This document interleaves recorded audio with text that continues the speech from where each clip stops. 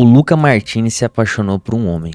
Esse filho de pastor terminou o namoro com uma bruxa porque ele se apaixonou. Sabe por quem? Fica até o final desse vídeo que eu vou te contar essa história aí. Como é que alguém que cresceu na igreja consegue chegar nesse ponto? Por que que mesmo conhecendo a verdade o vazio continua? Será que tem alguma esperança para quem se desvia? Bom, segundo pesquisas do Barna Group, mais de 35% dos adultos que cresceram na igreja se afastaram da fé em algum momento da sua vida. Por isso no vídeo de hoje eu vou te mostrar como que o Luca Martini saiu de uma vida completamente quebrada e se tornou uma das maiores referências de evangelismo no Brasil, e principalmente quais princípios que transformaram a sua jornada. Nesse vídeo você vai entender como que um testemunho pode mudar completamente o seu impacto, como que o Lucas se mantém viral mesmo sendo muito fiel à verdade do evangelho, e os 3 princípios práticos que ele usa até hoje para impactar vidas de uma forma absurda. Antes da gente continuar, já deixa o like aqui nesse vídeo, se inscreve aqui no canal, porque isso faz esse conteúdo chegar para mais gente que precisa reencontrar o propósito e a direção. Bom, o Luca Martini é filho de pastores e ele perdeu a sua mãe aos 2 anos de idade. Seu pai, que era missionário, sempre viajava muito e foi na adolescência que ele se revoltou com Deus e decidiu viver a vida do mundo de cabeça. Para tentar sentir alguma coisa, ele vivia doidão o tempo todo. E você me entende o que é esse doidão aí, né? Em vez de dormir em casa, era festa atrás de festa. Até que essa vida começou a não fazer mais sentido e ele foi atrás de algo que preenchesse o buraco que tinha dentro dele. E não, ele não se converteu de cara, mas antes ele mergulhou em religiões como o hinduísmo, como o budismo e até drogas como LSD, e tudo isso tentando para encontrar Deus em outros caminhos. Até que um dia ele parou tudo, ele se trancou no quarto e ele ajoelhou e ele orou. E foi ali que ele sentiu algo que não sentia desde criança, que era um amor profundo. Um amor tão profundo que quebrou a vida dele no meio e fez ele ficar loucamente apaixonado por um homem, que é Jesus. E se Jesus vive, ele decidiu mostrar isso para qualquer pessoa. E foi aí que o Luca largou tudo, ele veio morar no Brasil, inicialmente só para interpretar pregações ao lado do pai.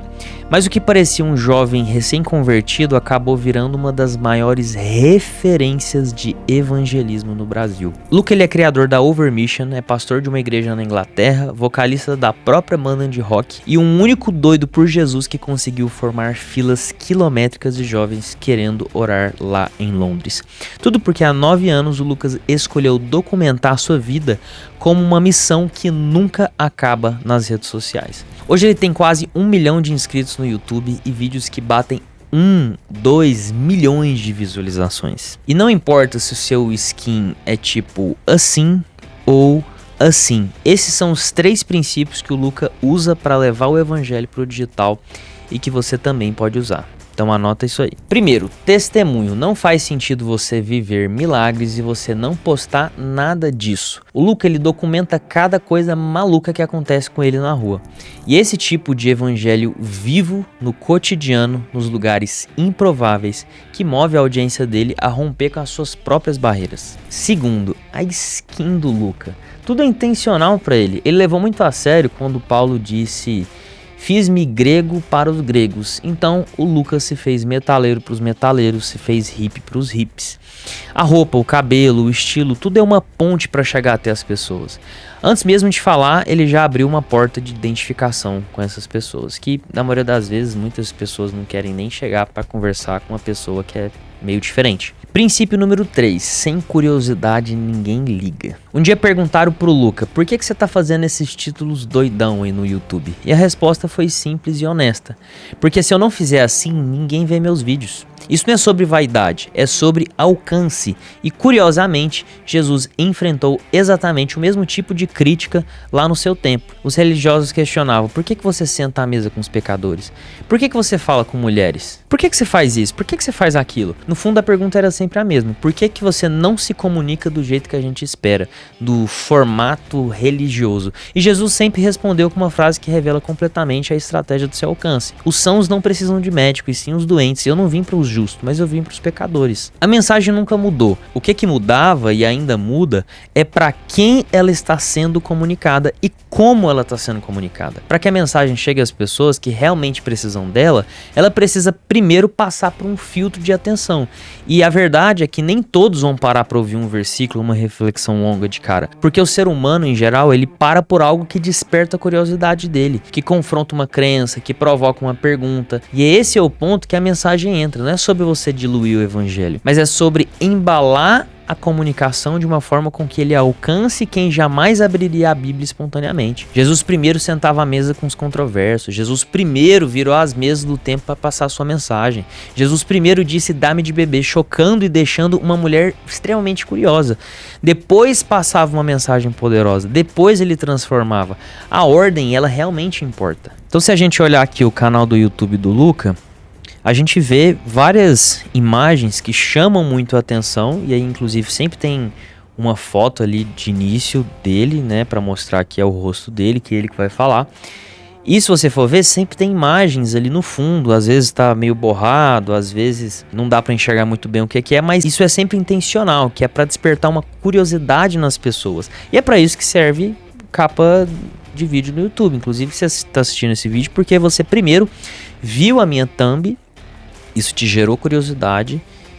Thumb é a capa, tá? Mas aí você viu curiosidade, aí você clicou no meu vídeo e aí você tá assistindo o vídeo até agora, inclusive. E talvez você pense: ah, João, mas eu não tenho a coragem do Luca. Mas ele mesmo disse algo que muda completamente, que é: se Jesus suportou a cruz sem se ofender porque o final da missão era a salvação, por que eu teria medo de ser humilhado? Para você começar no digital, você precisa vencer uma coisa que se chama perfeccionismo, que é a palavra bonita para ego.